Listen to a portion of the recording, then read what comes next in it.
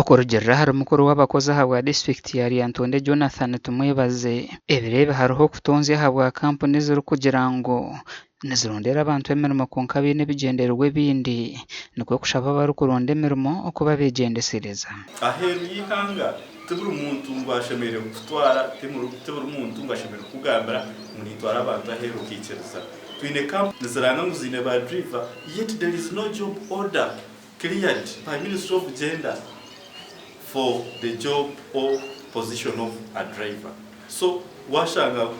bakakiriyaringa maids unit abuna ba drivers it is null and void and it is illegal according to Employment Regulation 2021. Ebigambo bya Jonathan tumwebaze nibyije ahubwo Uganda erikwetebekanisa zo kujaguza ekiro cy'abakozi izoba rya nyenkyakare cyadiriba netangira no makaga abana aguba kutahamu umuzire w'umwana nabasa kumuhindura omhuku nabasa kutaho child labor watakukimanya ekindi child labor ndijo abana bahumura no batakahumwire hina abana bo kureba bahokinga ninga baguze bintu ebyo kurya nobwe entebekanisa zo kujaguza ekireki ziri kugenda omu misho hariho abatashashanukira habwo kushashurwa sente nke wageranisa n'emirimo eyi barikukora bategeza n'emisaya gimutegenkanankana osanga omuntu asupervisinga omuntu nga sente zafuna ntono nnyo ku muntu gwa supervisinga kambo ekyo okulabirako mu local governments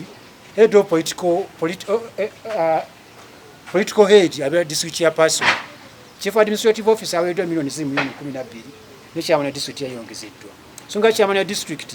ya supervisinga chief administrative officer kiba kitegeeza obutali bumativu bukyali mu mbuwezi kiba kitegeeza ati obuwezi ate bujja kutambula bulungi. Is that the issues you have raised, government is aware of the issues and negotiations are progressing very well. Bita abakozi baraburwa kwehangiraho endijo mihanda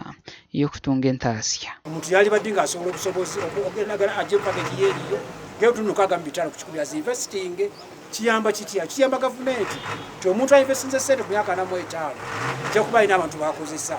abantu bali mukozesa government kya kubekereza employment n'omusolo gweyongere difference yaha gati ya wage na salary no kugira ngo wage ni nakasimo akakurwa mu gwakora ki ogwakora kandi salary neba nehabwa interval emikoro yo kujaguza ekireki neija kuba mu district ya Buyikwe ahansi y'omutogoro kugira ngo kukorera mu mbeera erikwesiimisa n'amagara marungi Gashakwa Sandeke William.